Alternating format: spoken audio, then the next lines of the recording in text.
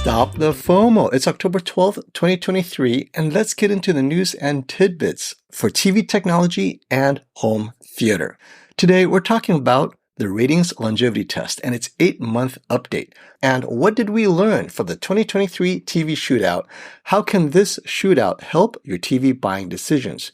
Which takes me to the mainstream press and their outdated views of OLED versus QLED TVs in 2023. And I know you heard about the red microLED technology producing 1 million nits, but how does this translate to better TVs? And LG develops its own new technology to improve WOLED TVs, which takes me to blue phosphorescent OLED or blue Pho-OLED. And speaking of OLED, TCL acquires all of Japan OLED's inkjet printed manufacturing equipment to mass produce OLED TVs in China.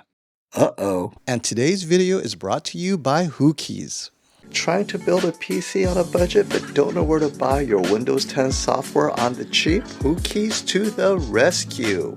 Use my code SF20 and immediate discount. At the bottom of this order where it says code CARD, to the right is the product key you need to activate Windows. So copy this long number, then go to the Windows menu and click on Settings. In the Settings menu at the bottom, select Update and Security.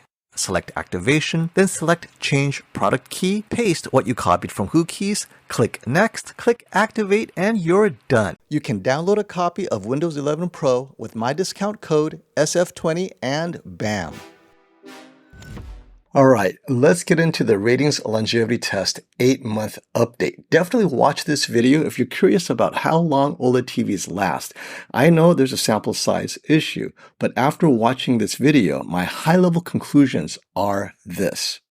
At the end of 8 months, ratings retired 3 TVs because they simply were not working, beginning with the 2022 Sony A80K, total failure. It ceased to turn on. Then you had the 2022 G2 under the OLED. The wonky sub-pixel lines is what they said, basically not usable. And the 2021 LCD TV Sony X95J utterly failed. Now, clearly, 2 conclusions. First, get an extended warranty. It doesn't matter if these are premium TVs. And lastly, I don't think burn-in is as much of a consideration as whether your TV is even going to last this long.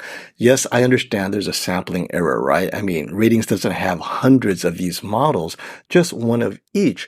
But still, the 3 TVs that failed, they didn't fail because of burn-in. They failed for other reasons. Burn-in ended up not even being an issue. Now, maybe over the course of a few years, if these TVs lasted that long, sure, burn-in could be an issue, but if the TVs fail within the first 3 years, well, burn-in is less of an issue than the actual TV's durability. And that's why Ratings calls it a longevity test more than a burn-in test. For many reasons, these TVs may fail unrelated to burn-in, right? I mean, if you're afraid of burn-in, maybe the question should be, hey, FOMO, is my TV going to last? Let me know in the comments below if this is actually a concern for you. No Hisense or TCL yet. That's not to say they won't fail, but it's definitely lottery. And next up is the TV Shootout, the 2023 TV Shootout presented by Valley Electronics in New York City. I was there hosting with Brian of Brian's Tech Therapy and of course with Caleb Dennison. Now, obviously, if you have the money, get the Sony A95L. Winner, that's great. But as a buying guide, it's not too helpful.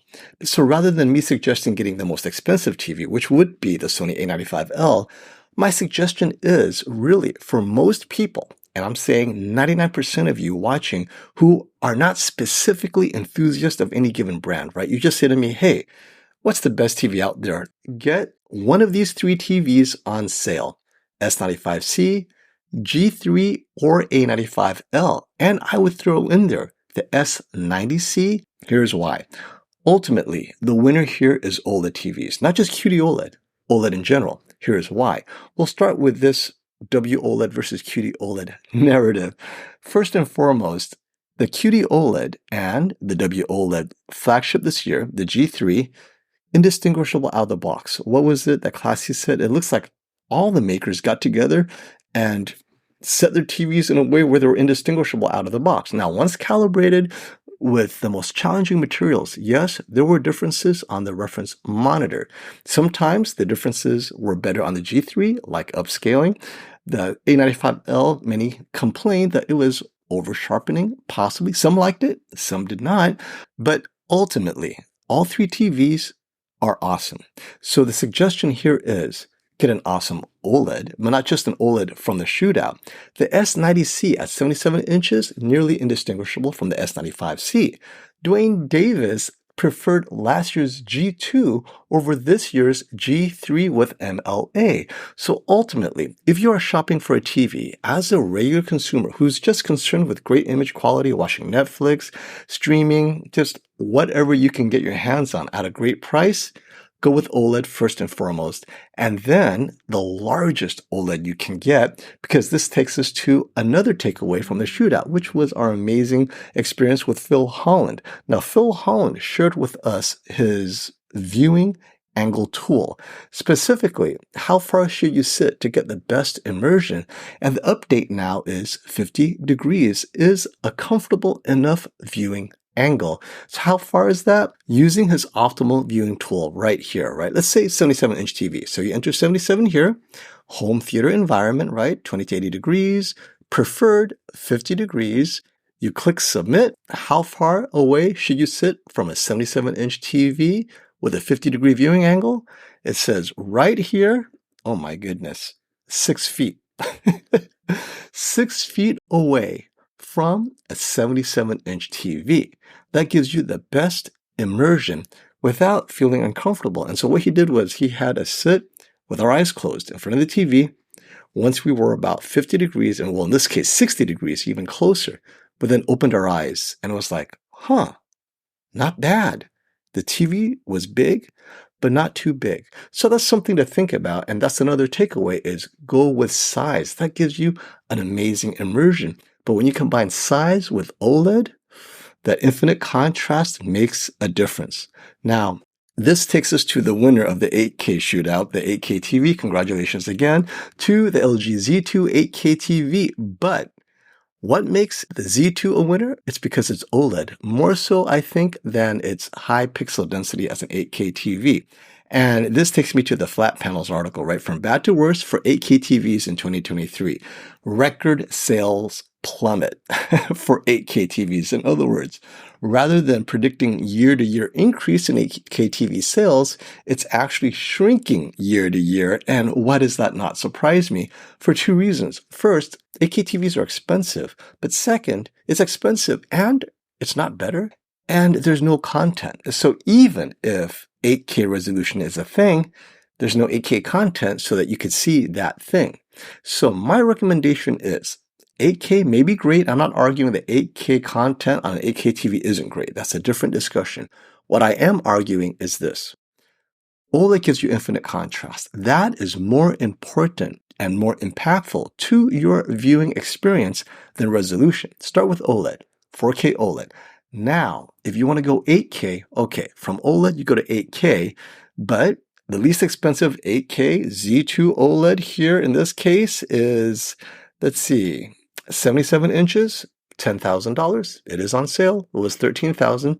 Or, and this is a Val Electronics website. I love Robert. He carries all the 8K TVs. And now if you want it bigger, you want to sit closer, right? 88 inches, $25,000. And now you're thinking, wait, I got $25,000 to spend. Why don't I get this Z2 88-inch 8K? But I'm going to say stop.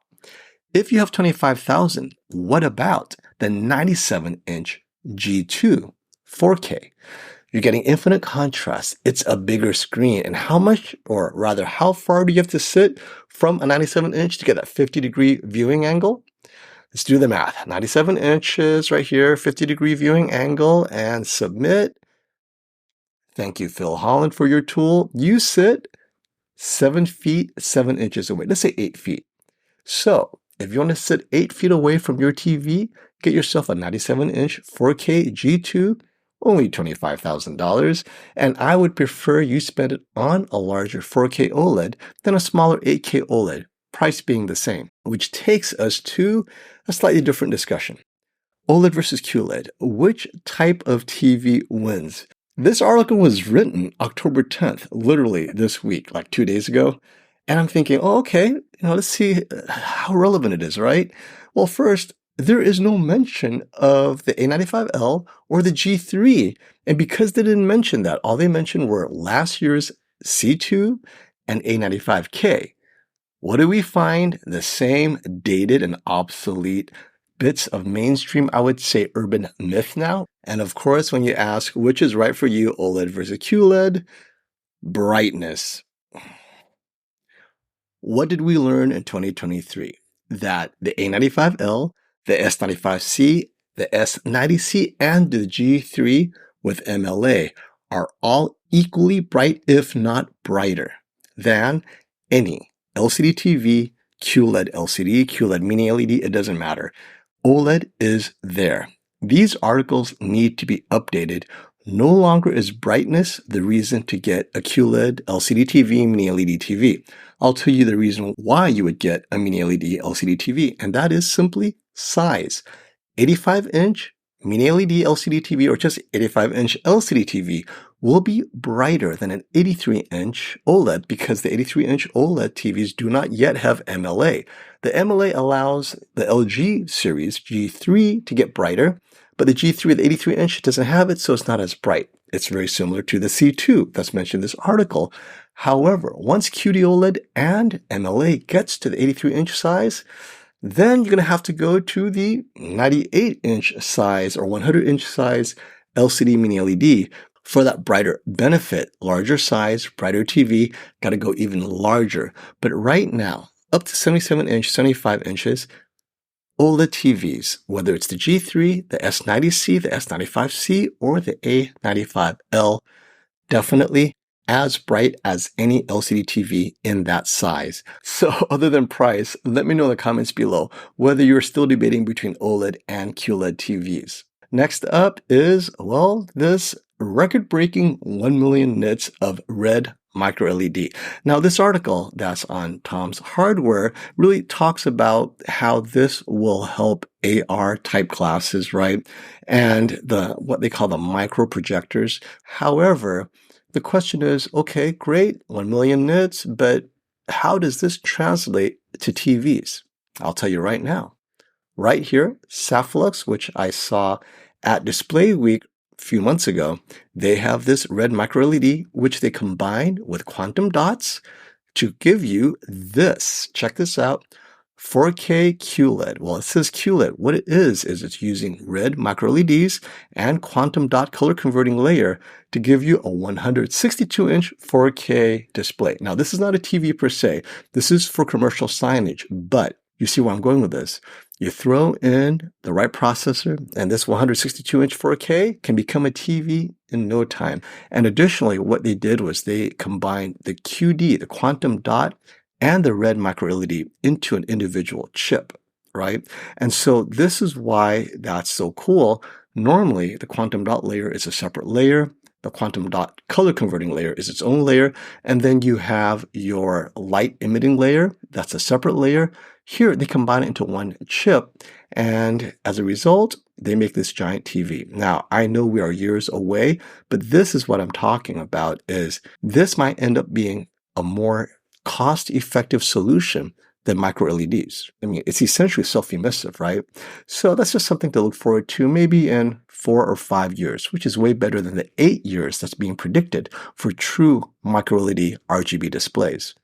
Next up, LG announces breakthrough P dopant development. Now, this is their in-house chemistry. And if you read through this article, right, what you see is that, oh, maybe it'll get better color purity, brighter. I'm thinking, oh, that's wonderful. But it turns out flat panels has a different angle on this, which I tend to agree. LG Display develops key OLED material, breaking Samsung's monopoly. So what makes this great for LG is not so much that the P dopant improves performance, but rather they're already using it. They're using it from Samsung. So they discovered their own way of doing it. Doesn't mean it's necessarily better than Samsung's. What it does mean is hopefully it does the same in terms of performance, but because it's in-house, save money. that means that they can lower the price of WOLED TVs by a little bit more. So now that I read through this, it turns out to me that it's less about improving the performance and more about maintaining performance while reducing the price. Hey, that works for me. I think anything to get more of these WOLEDs into the households of people who are saying, oh, if only OLED was under $1,000, this is another step closer to that.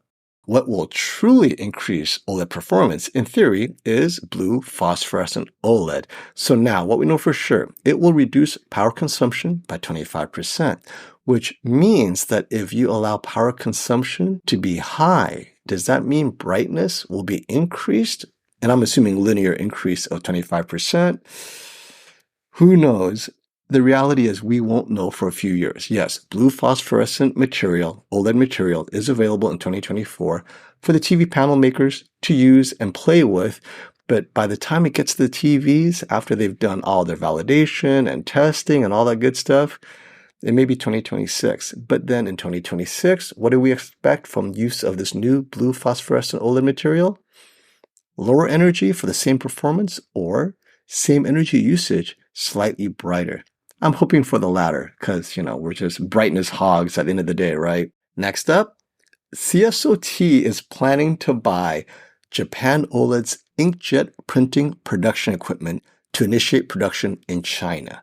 This is huge news because why? It's going to rattle the large OLED display market, specifically LG Display and Samsung Display.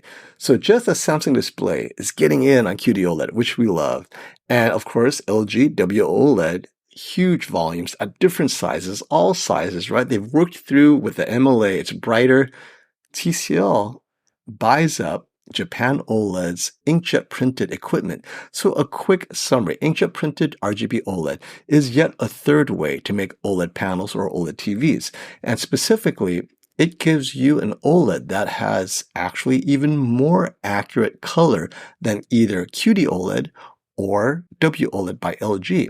This RGB OLED is more similar to your iPhone OLED displays, and it doesn't uses the special pixel structure of QD-OLED that some people complain of, and I'm using it right now on my 32-inch inkjet printed RGB OLED. Here's the issue with this amazing display technology. Actually, there are two issues. First, expense. It's not cheap, right? The 32-inch RGB OLED, inkjet printed RGB OLED displays right now, they're about, $3,500 for the 32-inch. That's expensive for 32-inch. Can you imagine how much a TV would be? So they need to reduce that price, which takes us to the second part of the issue. The peak specular highlights aren't as bright. We're talking under 600 nits, even though the average picture level will be brighter and larger window sizes will be brighter. Its peak specular highlights that we all love won't be as bright. Now, is that going to hinder the adoption? So not only is the inkjet printed OLED going to be more expensive, but the specular highlights, peak brightness, won't be there. They have to advertise something else like brighter APL, average picture level, less dimming, right? Less aggressive ASBL. But is that enough? I think they got to start with the pricing. Lastly, this article just kind of triggered me to talk about how good are they really? So who makes Vizio TVs? Well, we know everyone. Any contract manufacturer in China can make a Vizio TV. That's not the point. The point is, how good are they really? Which takes me to a little bit of the history of high-performance Vizio TVs. Remember just a year and a half ago, the P Quantum X, remember this TV? Feel the power? Look at what they were advertising here. They were advertising, let's see here, ultra bright, 3000, explosive brightness, right? Astounding 3000 nits of peak brightness. We're talking over 800 dimming zones. And of course, Caleb Dennison, our friend, so impressed by this TV last year. What was it? Pros, powerful brightness, right? Intense contrast. So this is what Vizio has been known for. It wasn't cheap, $3,000 for the 85-inch. This year, Quantum Pro. So this is your update to their flagship. Quantum Pro 4K QLED Smart TV for those who demand the best. And the best, my friends, a new era of color and brilliance, 1,000 nits. Mesmerizing brightness up to 1000 nits. So apparently, when it was 3000 nits, it was astounding. So at 3000 nits, explosive brightness. But when you drop down to 1000, it's only mesmerizing, right? So they can't use astounding. Or explosive, because that's reserved for 3000. So mesmerizing brightness at 1000 nits, and they won't say how many dimming zones. So remember, they used to just, oh, look at how many dimming zones we have, over 800 or 700 dimming zones. They're mum. Now, rumor has it that it's more than 40, less than 80, but this is what kills me. It's out now on Walmart, this Quantum Pro. It's $700, right? $698. You know what else is $700? The TCL Q7, which I loved, by the way. Way more dimming zones, very bright. And if you want mini-LED, just above 700, you got the U7K, which, again, a great TV. Both of these TVs, highly rated, right, on Best Buy. 4.7 for the Hisense, 4.7 for the Q7. And I'm just thinking, they're both Google TV, which means ads are less intrusive. On the Vizio, you also have SmartCast. So I'm wondering, what am I paying for? I'm paying a premium because compared to these two TVs, clearly the Vizio Quantum Pro falls short in terms of specs. So maybe at under 500, definitely under 600, we can talk. But at 700, and you have these two TVs available?